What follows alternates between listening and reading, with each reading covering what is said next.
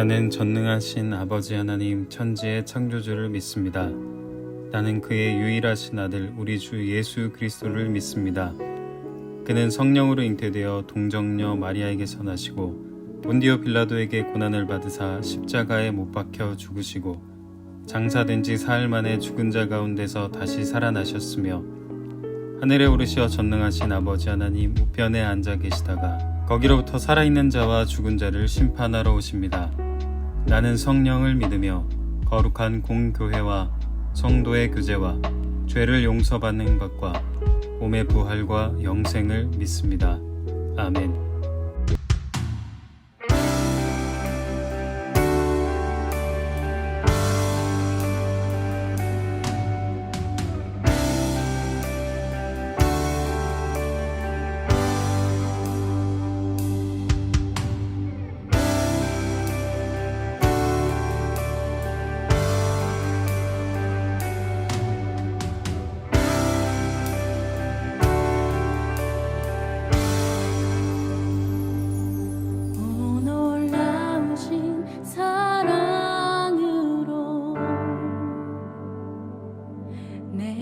찾아온 생명의 빛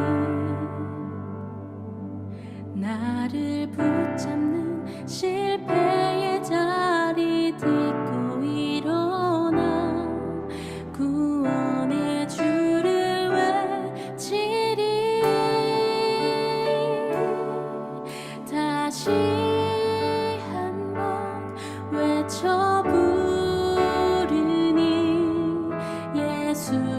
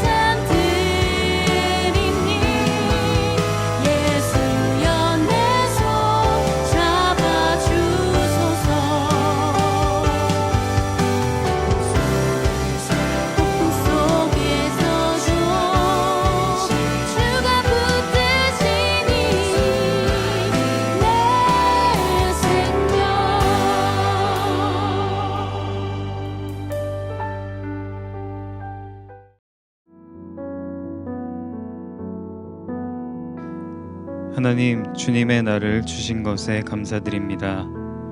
다시 심각해진 코로나로 인해 각자의 자리에서 온라인으로 예배하게 되었습니다.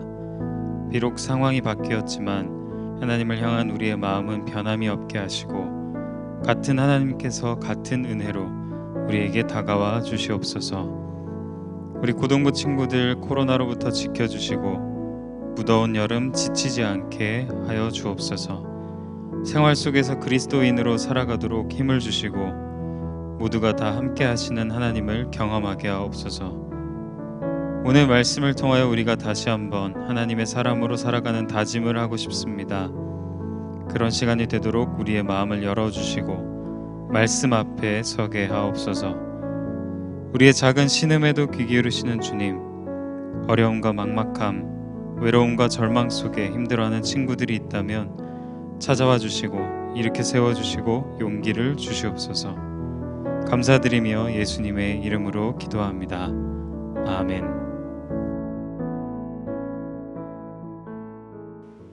오늘 우리에게 주신 하나님의 말씀은 창세기 1장 28절과 고린도 후서 5장 18절에서 19절의 말씀입니다.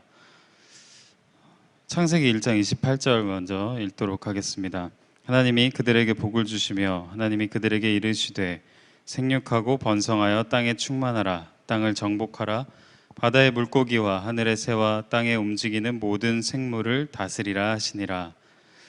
모든 것이 하나님께로서 났으며 그가 그리스도로 말미암아 우리를 자기와 화목하게 하시고 또 우리에게 화목하게 하는 직분을 주셨으니 곧 하나님께서 그리스도 안에 계시사 세상을 자기와 화목하게 하시며 그들의 죄를 그들에게 돌리지 아니하시고 화목하게 하는 말씀을 우리에게 부탁하셨느니라. 아멘. 네, 여러분 잘 지내고 있나요? 네, 거리두기 4단계가 되면서 다시 이제 온라인으로 우리가 예배를 드리게 되었습니다. 저는 지금 고등부실에서 그 말씀을 전하고 있는데 이 자리에 아무도 없습니다. 근데 여러분이 있는 것처럼, 누가 있는 것처럼 하면서 이제 말씀을 전하려고 하는데 되게 어색하네요. 지난주만 해도 여러분이 이 자리에 앉아 있었는데 그런 상황이 못 된다는 것이 참 안타깝고 어색한 기분이 듭니다. 일단은 25일까지 이렇게 진행될 것 같고요. 또 2주간 4단계 거리두기를 한 다음에 또 어떻게 될지 지켜봐야 할 것 같습니다. 그 이후에 여러분이 다시 현장에 조금이라도 나올 수 있는 상황이 되기를 우리가 한 마음으로 기도하면 좋겠습니다. 자, 우리가 7월 한 달 동안 하나님의 시선으로 각 영역을 살펴보는 것, 그것이 회복이다라는 얘기를 지금 계속 하고 있죠. 첫 주에는 하나님의 시선으로 우리의 믿음을 바라보는 그런 얘기를 했었고, 두 번째는 지난주는 나의 자화상과 나의 정체성을 다시 새롭게 세우는 그런 이야기를 했습니다. 오늘은 하나님의 시선으로 이 시대의 문화를 바라보는 그런 얘기를 해보려고 합니다. 문화가 무엇인가라는 질문에는 사람들이 여러 가지로 답할 수 있는데요. 사실 가장 쉽게 얘기를 하면 문화는 인간이 만들어낸 모든 것이라 할 수 있어요. 사람들이 만들어낸 모든 것. 우리가 살아가면서 겪는 모든 것이 사실 문화입니다. 자연, 만물 그 자체는 근데 문화가 아니죠. 사람이 만들어낸 게 아니니까. 그러니까 이 문화는 주어진 자연과 인간의 몸과 재능, 이것을 활용하고 또 변형해서 만들어낸 모든 것을 이야기합니다. 언어도 되고요. 생활 방식, 생활 습관, 세계관, 가치관, 이런 것들을 우리가 문화라고 합니다. 여러분이 인터넷을 하면서 떠도는 그 밈을 보잖아요. 그 밈을 보는 것도 사실 문화 중에 하나입니다. 이 문화는 상당히 강력해서 문화에서 벗어나기란 쉽지 않습니다. 사람들에게 더 이상 문화를 만들지 마세요라고 말할 수도 없어요. 최소한 2명만 같이 있어도 둘 사이의 문화가 생기기 마련입니다. 우리는 살아가면서 계속 뭔가를 이렇게 만들죠. 이 끊임없이 뭔가를 만들고 창조하는 본능은 하나님의 창조하시는 모습을 닮아 있습니다.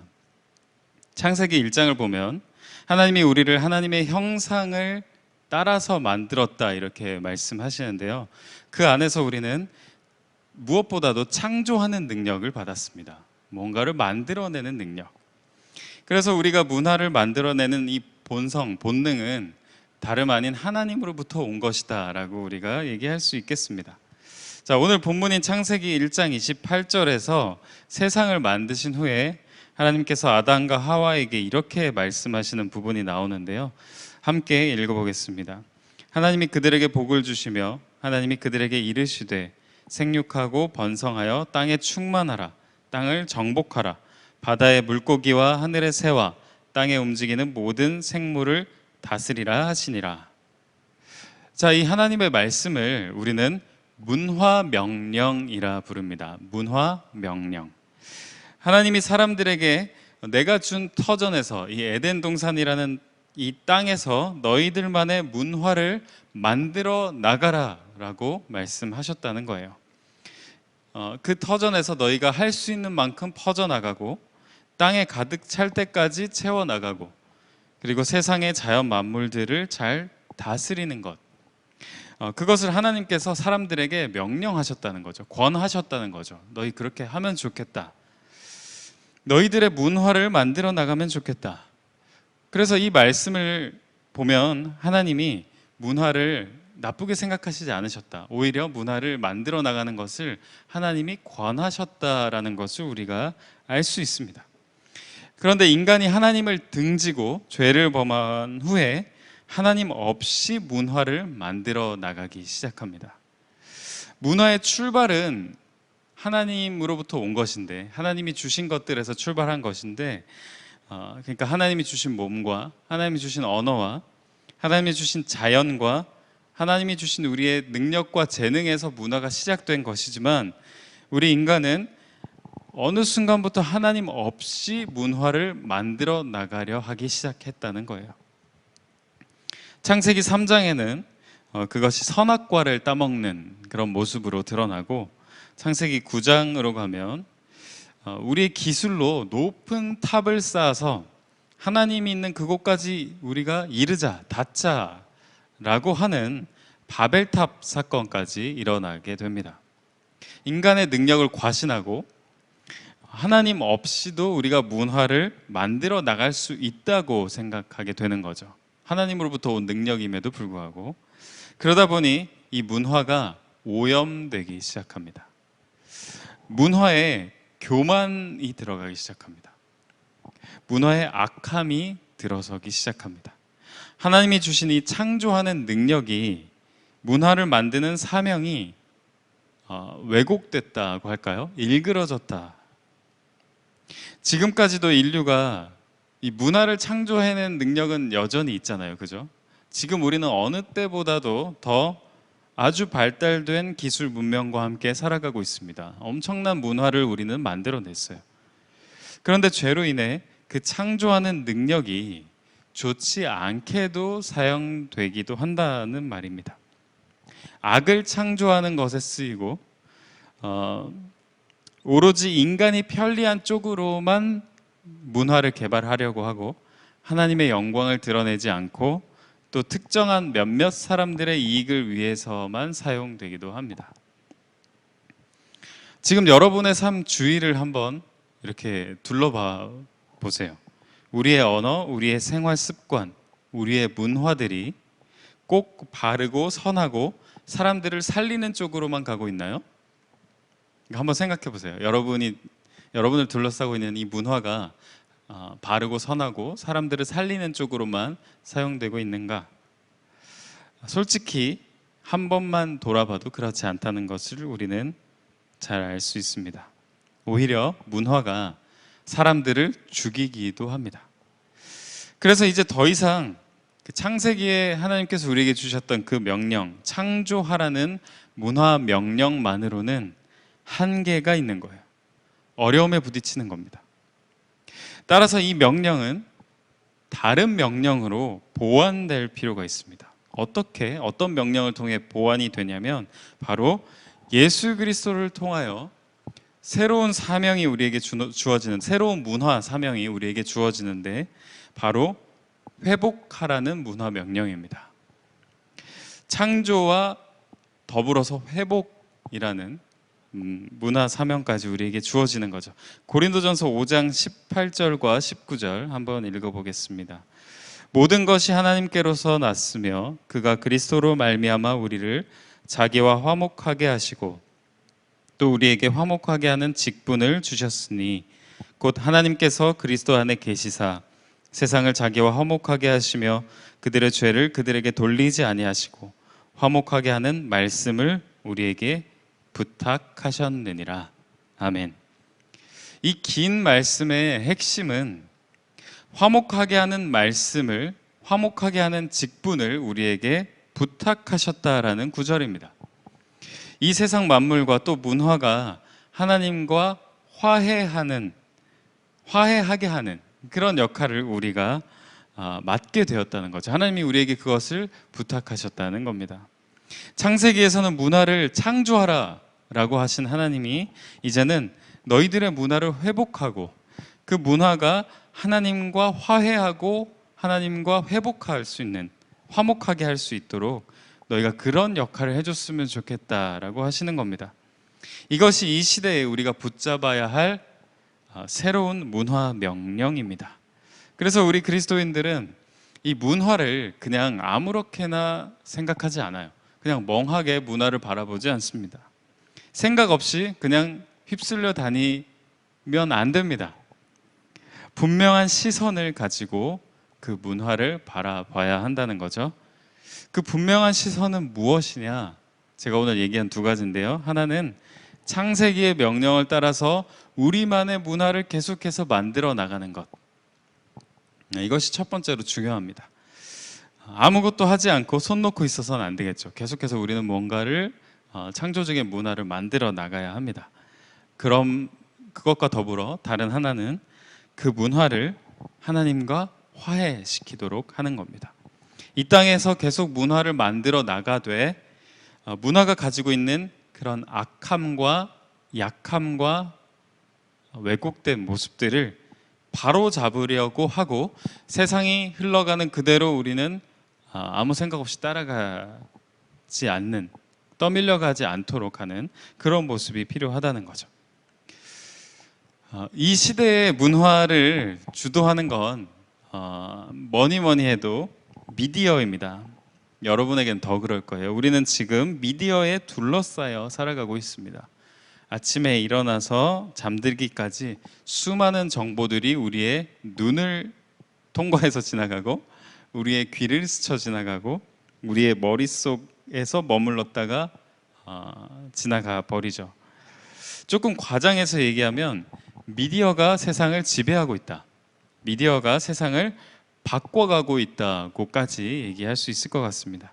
끊임없이 새로운 것들을 창조해내죠.